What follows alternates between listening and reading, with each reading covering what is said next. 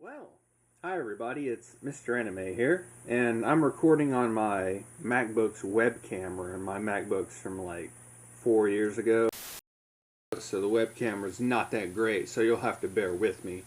This is just an update video to let you guys know that I'm going to reward myself with probably a 2 or 3 week break coming up here from YouTube videos, anime reviews in particular.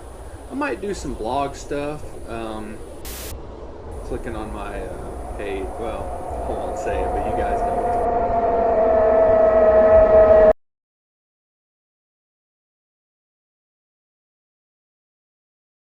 Trey Sesler, aka Mr. Anime. He was originally a YouTube reviewer, largely discussing anime, guns, and video games. However, as time went on, he started showing signs that his sanity was slipping. Such signs included researching serial killers, harming animals, using actual guns in his videos, and shooting buildings in the middle of the night. Eventually, in March of 2012, he went off the deep end, and he has taken 3 of his family's lives: his mother Rhonda, his father Lawton, and his brother Mark. After committing this atrocious act, he wrote down on the walls, "Why did I do this? I love my mom, dad, and brother." And in some interviews, he admitted to his crime and showed genuine remorse for his actions. After being interrogated, Trey revealed his true intentions. He had actually murdered his family to spare them from knowing what he had planned on doing next. He had become so obsessed with serial killers and weapons that he wanted to use so that he could shoot his older junior high school. His goal was to take at least 70 lives. He had apparently been planning this for years and drew inspiration from Eric Harris and Dylan Klebold.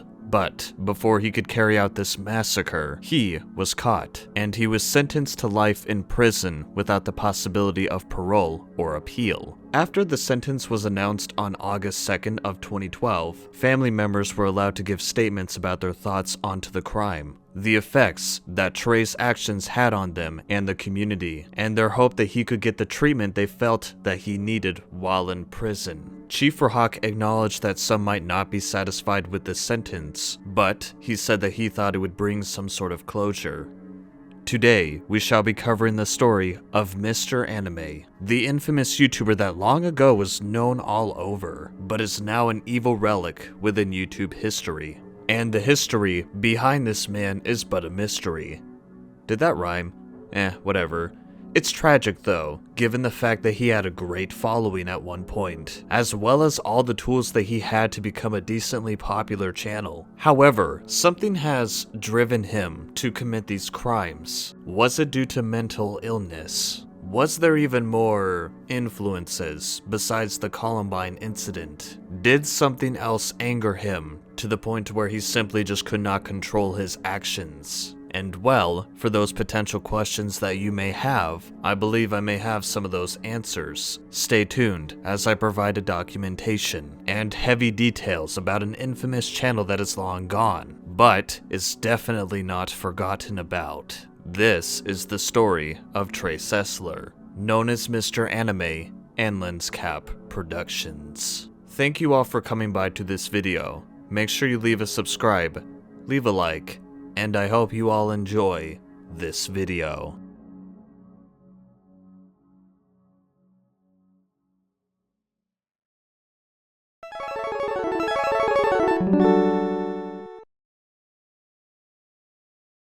Let us begin. Trey was born on August 3rd, 1989. He had 2 parents named Rhonda and Lawton Sesler. He also had an older sibling named Mark. They were once but a regular family within Waller, Texas. Lawton, who was the father, worked as an elementary school teacher, while Rhonda, who was the mother, worked at a newspaper headquarters named the Waller Times. Trey attempted to go to college at one point, but he unfortunately has dropped out of it, causing a disturbance within the home. He also was unable to find work anywhere for himself, which definitely did not help, and it led to more arguments with his father. He proceeded to call himself a NEET, which is pretty much an acronym for not in education, employment, or training. From what was also known, he wasn't really a part of anything popular in school, let alone in groups, and he had a small group of friends that he would associate himself with.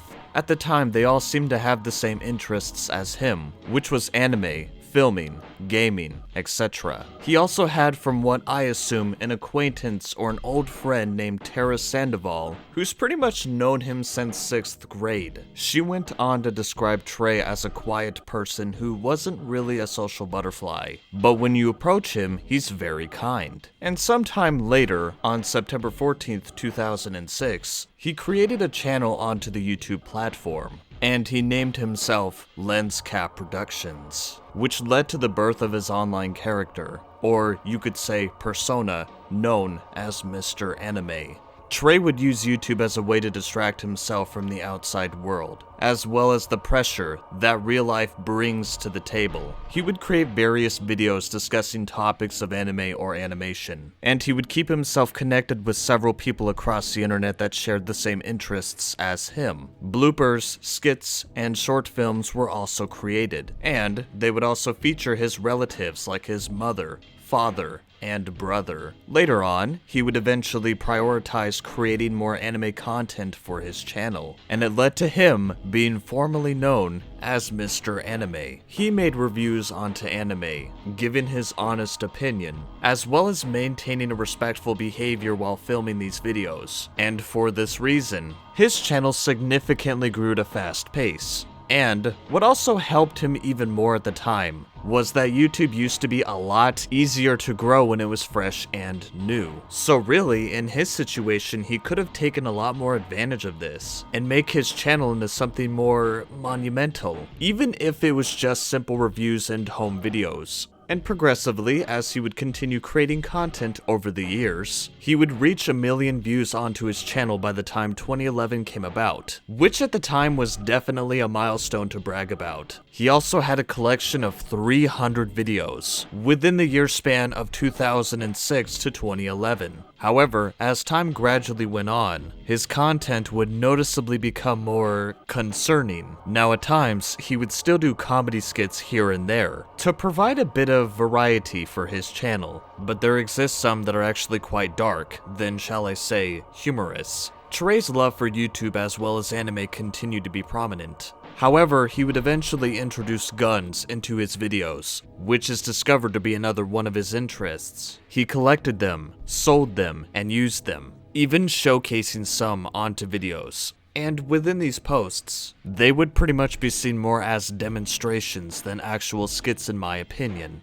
Now a lot of us do have our eyebrows lifted, especially when we see certain YouTubers involving themselves with firearms. And it doesn't help that nowadays we have witnessed this several times within certain YouTube channels showing this. But back then in the 2010 to 2012 timeline, many people were not as concerned, and it seemed more so as a normal. At least that's what I assume anyways. Cause YouTube definitely does not like involvement of guns onto its platform in comparison to before. Unless you're this guy, which is basically a normal for his channel. The thing that kind of puzzles me a bit though, is that he would constantly speak about gun violence, and he would speak about him being against it, from what I know. But surely enough, before he even knew it, this would become the beginning of his downfall. From a viewer's perspective, and taking into account that he was still a content creator at the time, he was seen as, I guess you could say, quirky. But I mean, on the surface, his content is pretty normal. That is if you take away the gun violence topics, as well as him showing off his weaponry. He also still maintained a decent behavior, and he even had a good vocabulary. So it wasn't like he was seen as something different, if that makes sense. Which is why several individuals did not see the underlying issues that was occurring within Trey. However, he still managed to be one of the pioneers of the anime YouTube community, creating his own community, and a decently high following. But it would truly be discovered as to what truly resided within Trey over time. During the 2011 period, he used to live in his old grandmother's home in Hempstead all by himself, with the unfortunate case of his grandmother's passing.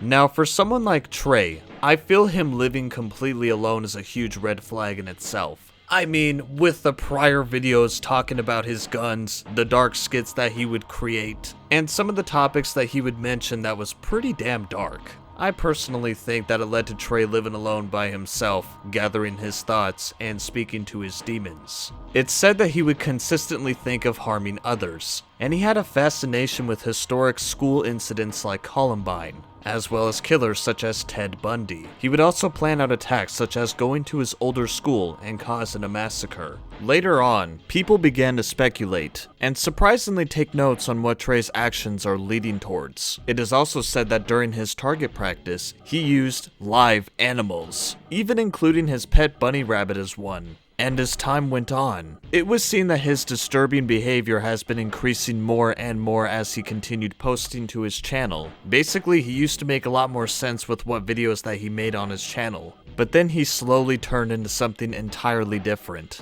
and it wasn't pleasant. During these months, Trey would progressively have a hatred for his father, and from what I know, his father was simply upset at him for leaving college early and pretty much quitting his education. Trey convinced himself that his father did not think his son was going to do anything well for himself, and that he's a nutcase. But this thought, or I suppose perception, was obviously not true, since his father simply wanted the best out of him. Trey would then turn to alcohol, and it created even more arguments between the two, including his own brother.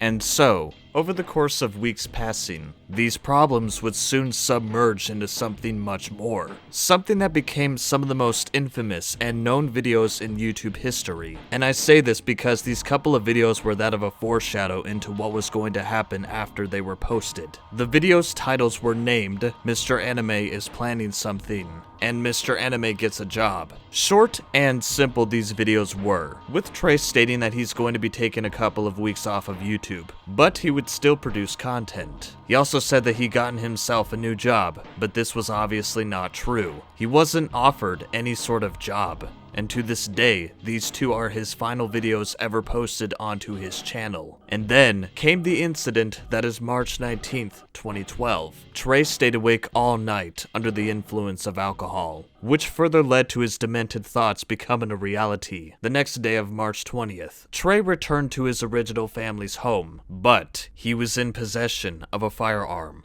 What had happened next was that of a tragic, cruel, and unexpected turn of events, and his family was not aware of his return.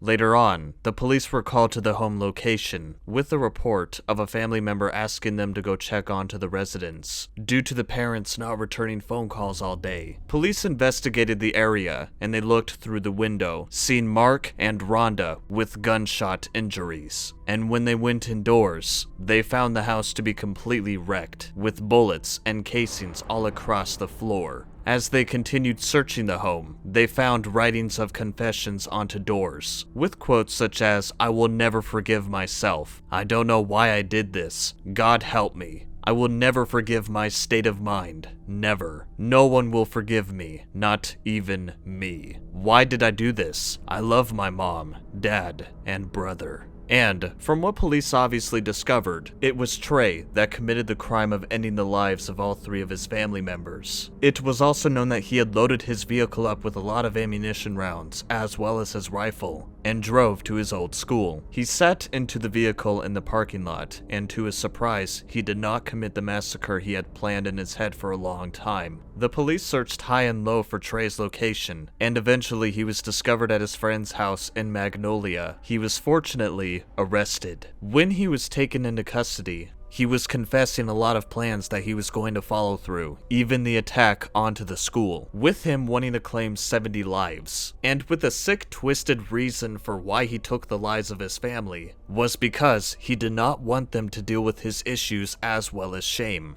Off topic, but this might be the most delusional excuse I ever heard. I mean, one way a family doesn't deal with your pain and issues is by not actually giving it to them, stupid ass. He could have laid off the alcohol, he could have changed his habits, or seek professional help. And even at the time, his parents seemed decent enough to take good care of him, despite him and his father having arguments. It honestly wouldn't be normal if you didn't get frustrated at times with your loved ones. At no point, or excuse, or time is it right to do this. And even a kindergartner knows better. Well, anyways, let's finish this. Based off of his confession and what occurred within the scene, details came up about what exactly happened. And as a small warning, I'm going to be getting pretty graphic with this next part of the video. On March 20th, 2012, he lured his mother into the garage and used a shotgun onto her, with 4 rounds being used. His brother Mark went down the hall to investigate the gunshots. Trey walked past him and retrieved a pistol from his room. He then took his brother's life with the weapon before making his way into his parents' bedroom and took his father's life while he was sleeping. It is said that Mark survived the first bullet and managed to crawl into the bathroom and lock the door. Trey retraced his steps, and he later explained to the police that he did this to make sure his family wasn't alive, as well as not suffering. He then beat down the bathroom door and finished off his brother,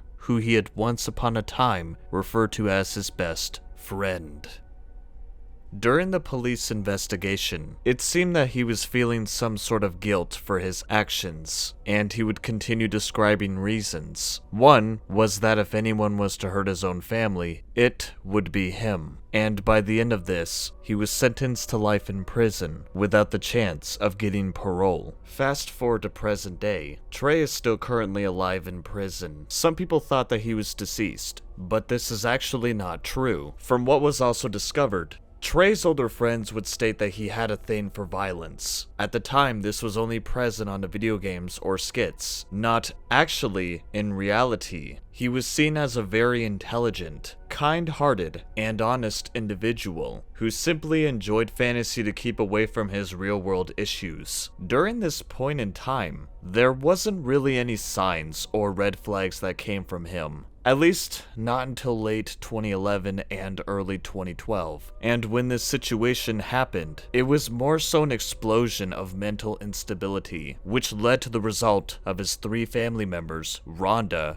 Lawton, and Mark, deceased and forever gone due to what Trey did.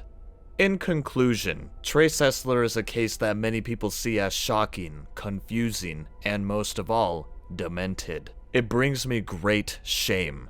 Plus, he could have done a lot better for himself as a person, as well as a content creator. I am even unsure if he tried to seek professional help, because if he had, this may have not happened. And sure, you can also blame the alcohol, but he already had these dark thoughts prior to him drinking, and really, the alcohol only amplified it to where it was fully present. Not only did he have a good following, good friends, good parents, and a brother, but he also could have built something much greater for himself. And yes, he had issues in college, or trying to find a way to obtain income, whether it was through YouTube, or even a regular job. But something, or I guess a demon, was resting within him that led to what he did. And it is also known that he has been this way since he was a child. He just didn't share these thoughts until he became older. And unfortunately, that is the story of Trey, the YouTuber who became one of YouTube's darkest legacies. Now, before I end the video, I just would like to say, make sure you love your parents and siblings. Hang out with your mates somehow, or kick your feet up and play games you enjoy for a small period. Maybe get yourself a decent income, or a job you would like. Hit the books, or go online and read about how you can make yourself, more educated so that way you can make some sort of career for yourself. And that's only a tiny list of things that you can do to get your mind off of those dark thoughts you may have. I mean, as long as it's not like Trey's. Plus, it's also difficult to identify what mental disorder Trey has. I'm not a doctor, but it is safe to say that there is something present within his mind and what he did. But even then, these issues can be fixed. Anywho, thank you all for watching this video. I appreciate you all stopping by for this documentary. And apologies for my absence. I had to take a week off so that I could actually prepare this, as well as more content on the way. So really, I am highly grateful of your support. If you liked what you saw, make sure you leave a subscribe for the channel, as well as a like for this video. Have yourselves a good morning, a good evening, and I hope you all have yourselves a good night. No!